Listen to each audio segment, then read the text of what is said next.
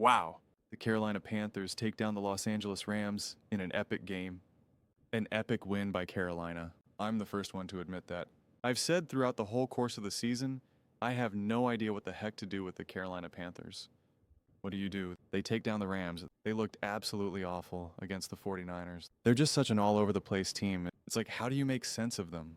And so to me, the story is not necessarily about the Carolina Panthers. It's really about the Los Angeles Rams because they're supposed to be the best team in the NFL. They're the top team in the NFL. They're competing for the 1 seed. They had a great spot to now take an even bigger step away from Philly. Now you got Chicago. You got Seattle, who will be playing later. Like this game really mattered and was clearly a winnable game. And Matthew Stafford, who was the MVP frontrunner, 3 turnovers. 3 turnovers, 2 of them absolutely devastating.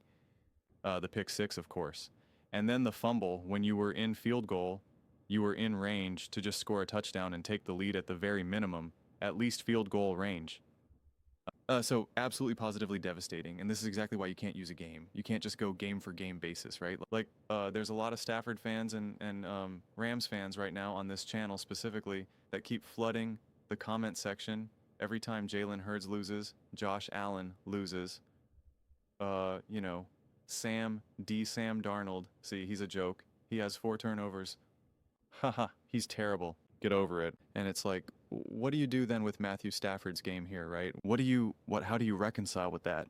2 touchdowns, 2 interceptions, an 85.9 passer rating, and a devastating fumble, right? Like that's what do you do with that? And it's not like Stafford, even in regardless of the turnovers, had this great game. Puka is one out there making unbelievable catches. And yet the takeaway from this game isn't see Matthew Stafford's overrated. Matthew Stafford's not good. Matthew Stafford shouldn't be the MVP. Although I think Christian McCaffrey should be the MVP.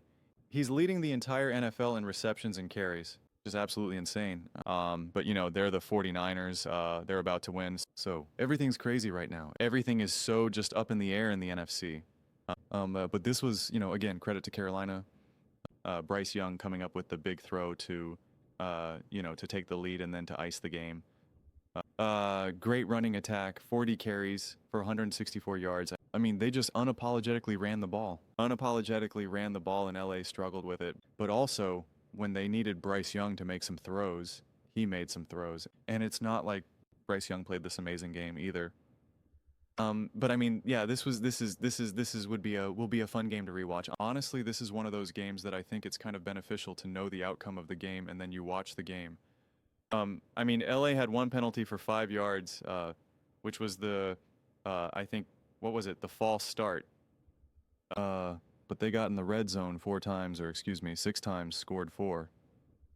Panthers only got to the red zone once, didn't even convert, and yet they take down the, what again had largely been seen as the best team in the NFL, 31-28.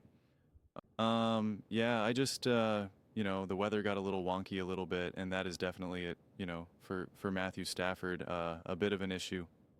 Doesn't play great in some of these imperfect conditions.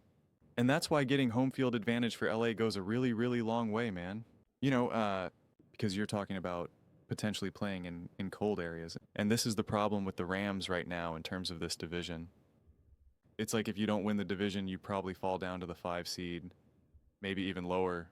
I mean, honestly, depending how this season's going right now, it's like you could even fall lower, right? Like it's just, it could be very similar to what happened with Detroit and Minnesota, where it's like you got the 1 seed or you fall down to the 5 seed. Now you're on the road and potentially on the road for nearly every game, unless you get lucky that someone else gets, you need a bunch of people to get knocked out to kind of reclaim some sort of home field advantage. And granted, if you're trying to think of what would the other teams be, Philly, Chicago, so those are all outdoor, potentially, bad weather, Corollas, maybe, right? This could be a rematch. This could be 4 or 5. Like, everything is so up in the air right now. I mean, I love it. It's awesome. If you said, who do you think is going to win this game? I'm like, the Rams, right? Like, how do you think Stafford will do? Great. Do you think Stafford is going to turn the ball over 3 times? I mean, probably not, probably not going to happen. And yet they were still in a TH position to win this game. I mean, you don't watch the Carolina Panthers play and say that is a squad, man. Bryce Young is just feeling it. He's calm. He's comfortable. This was obviously like, let's run. And again, he made some nice throws when needed to, but like I don't know. There's just no sense of like that's the thing, right? Like Bryce Young is leading this team to to make some noise in the NFC. Like that's not my takeaway at least.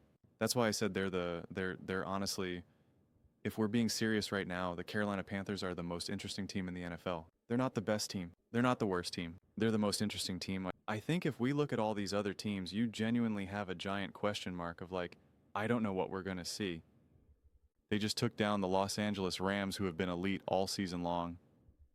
And again, Matthew Stafford, who has been great, could not stop coughing the ball up. And that ended up being the huge difference. 3 turnovers. 3 turnovers. You lose the game. You lose the game by 3 points. 3 turnovers and a devastating fumble. A devastating fumble that ultimately, at the minimum, cost them to tie it up. At a minimum, to tie it up. So tough loss for LA right now. And like I said, man, now it's like a loss. Like that continues to leave the door wide open for who's got the 1 seeded, who's got the home field advantage, who even wins this division right now. I'm obviously recording this before the Seattle Seahawks play. You got to think Seattle's going to win that game, but who knows? Maybe Sam Darnold has his own 3 or 4 game turnover.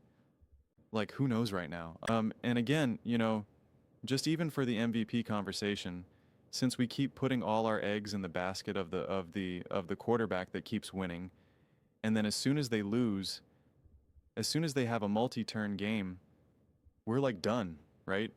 It was Dak Prescott, he loses, done, right? It was Sam Darn done, Daniel Jones done. Like every quarterback has just gotten like cut underneath.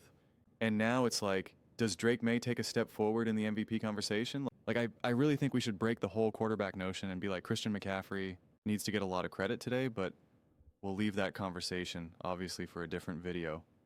But tough prank and another perfect example. As someone who thinks Matthew Stafford is elite, special, and awesome, you can't just make conclusions from a single game and from a single performance, because this was by far a great game for Matthew Stafford.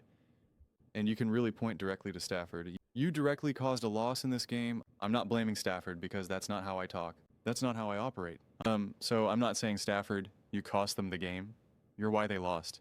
But if you're going to have those conversations and blame Josh Allen, Jalen Hurts, Baker Mayfield, Sam Darnold, well, then you would have to say the same thing for Matthew Stafford in this game. And so for all those people that kept flooding to the comments and flooding with all of those talking points, it's like, this is what you have to wrestle with. This is what you have to wrestle with.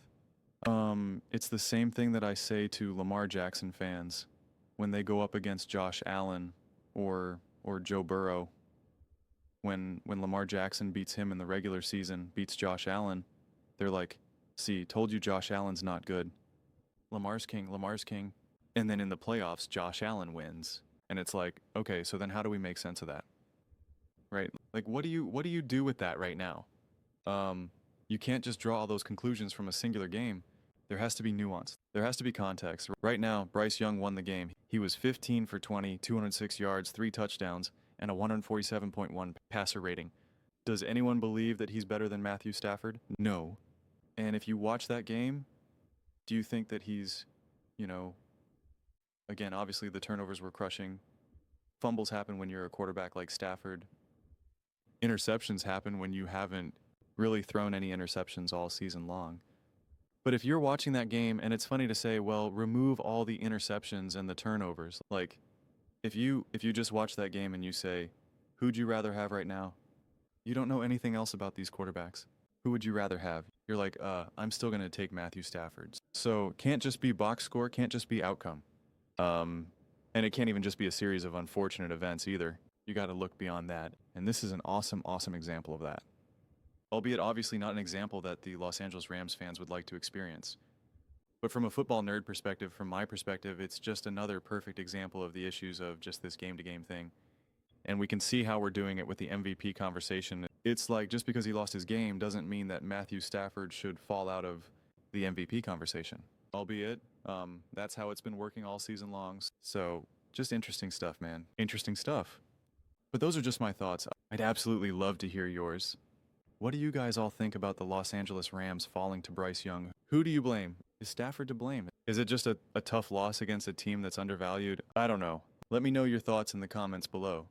I read every single comment. So, you agree with me or disagree with me? Either way, let's get in some discussions. Let's get in some fights. But ultimately, let's just have some fun. And please do consider subscribing. We're building an amazing community here and absolutely love to see you part of it. I want to build something that we all generally feel connected to, something that we're really excited to be part of. I think we're well on our way to doing it. Please don't forget to give this video a thumbs up, as it really does help with the visibility and the algorithm. Thank you so much. See you next time.